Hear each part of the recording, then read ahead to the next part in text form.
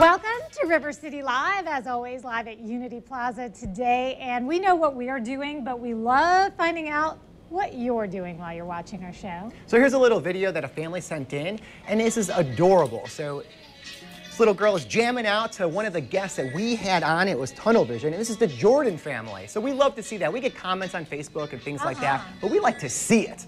We're all about the visual side of it. So that is adorable. That's Sarah jamming out with her guitar, listening to some River City beats. And you know what would be great is if right now Sarah is watching us watch her and she videos that, and then the next day she can video that, and we could just keep a, never mind.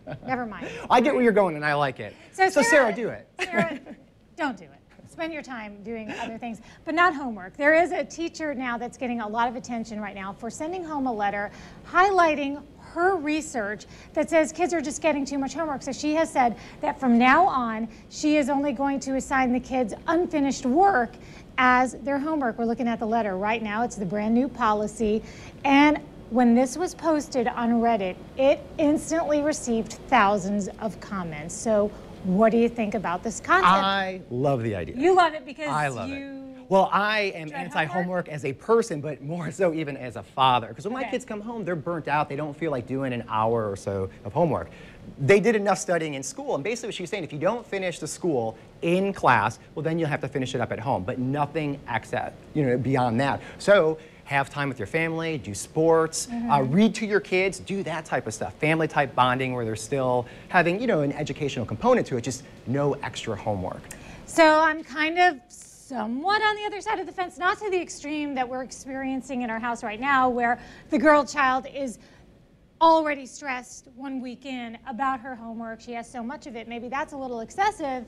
But even if you, for a minute I was thinking, well, maybe not in elementary school, but at what point do you need to be preparing for the next years of school? So I don't know, I'm kind of on the fence on this, but we always want to know what you think. Well, let's talk about, so you have a kid in college right now, right? Yeah. So that's a little bit different though. When you get to that age, a lot of it is outside the classroom because lectures are only about 45 minutes. So I see what you're saying. You have to form study habits and figure out how to do this stuff outside. But maybe no homework until you're like in high school or maybe even junior high or something like that. Because like for these young kids. Your parents need to help you with, especially if it's math.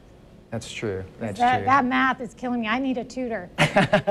All right, so there's this new study out that our hands, our little delicate hands, are getting weaker. And the culprit? All these mobile devices that we're on. It turns out texting and scrolling and playing games like Pokemon, that's right, everybody said that it was going to be great for exercise. No, it's bad for you. So what do you think about that? I don't know about you, but this is something that... Say it again, our hands our little delicate hands are getting weaker. Our tendons are getting weaker, and it's basically right where our thumb and our pointer finger. This is our pointer finger, right? Thumb wrestle right now? Yeah, it's like where you kind of scroll around. Thumb wrestle. 1, 2, 3. Should it affect your thumb wrestling? Oh, you didn't do the 1, 2, 3, 4. I declare a thumb war. No, this one is. So I knew you were going to cheat. But the whole idea, though, is what are they saying? Like you're just wearing yourself out? Do you need to? All right, well. Yeah, so just basically give it a break. People are on it too much, and our hands aren't meant to do the same thing over and over and over again. They're delicate, and the tendons kind of burn themselves out, makes the hands weaker, especially in men. Back in the old days, guys were all about, using tools and building wooden ships. Now, not so much. Like I'll call a guy. I'll text a guy to do that for us. Right. We're just doing so much damage, aren't we? Are we over-sanitizing our kids? That's something else that all of this technology and chemistry in life is doing. And there are some sources that are saying the reason kids are getting sicker faster and for longer is because we spend so much time trying to keep them germ-free that we're taking their immunities down instead of the opposite. I've always wondered this because when we were growing up, we didn't have hand sanitizer, Purell, antibacterial soap. We didn't have any of that. We had regular Ivory or Dove soap, and that's it. And with this study, it was interesting. The guy, he noticed that with dolphins in a tank, the dirtier the tank, the better, because there's good bacteria and bad bacteria in there. So we're getting rid of some of the good bacteria, and now we have things like superbugs that are out there now, and we just can't fight them off. So it makes sense to me. It totally makes sense to me. We're kind of eradicating everything, even the good stuff. Does Jamie do that? Does she over-sanitize? All right, so here's the thing. That's a good question, Stuart.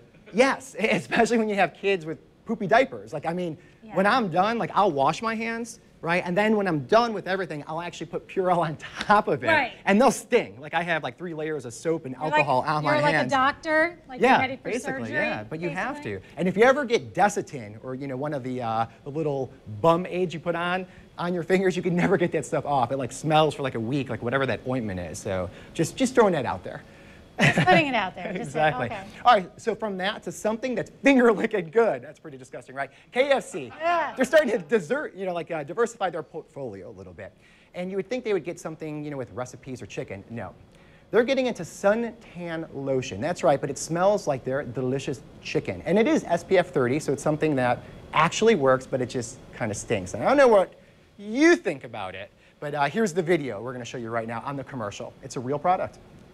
Are you tired of messy sunscreen? Sick of that awful lotion odor? Do you want to smell like fried chicken? But you're just not hungry. Introducing the KFC Extra Crispy Sunscreen. Yes. A real limited edition product that we are giving away for free. Going for? It works just like regular sunscreen, but it smells like fried chicken. I'm a lot more popular now. I smell 10 years younger. Just get a whiff of this stuff. Look at the little orange boy back there. My Extra Crispy sunscreen Oh, my doesn't just God. keep you smelling great, it keeps you feeling delicious. I Extra think it is. crispy, delicious. Okay. So if you want that shade of orange, you can now get it. I you love want to it. be like the extra crispy kernel. No thanks. So this is a real thing, and it is SPF 30. That's crazy. All right, so of all of the foods that you would want to smell like, fried chicken, it just never crossed my mind. Now, they came out with all of that bacon flavored Sure. stuff, like Sure. the bacon cologne and the bacon lip balm, and that was kind of a craze thing. So maybe this is what's next, I don't know. Yeah. But, when you're at the beach, because you kind of smell already like oil, and then you sweat a little bit, so you already got some funk starting to accumulate. Now you throw this on top of it. Will it mask it, or will you smell delicious? Someone will think you brought a delicious picnic only to be disappointed. Like, oh, there's nothing in that basket? And I think it would you? attract like animals like coming to you. Maybe so. So I don't know. I like when I open the sunscreen and I apply it and it smells like coconut. Right. It reminds me of being on vacation. It instantly feels like the That's minute true, you yeah. open the bottle, it feels like this.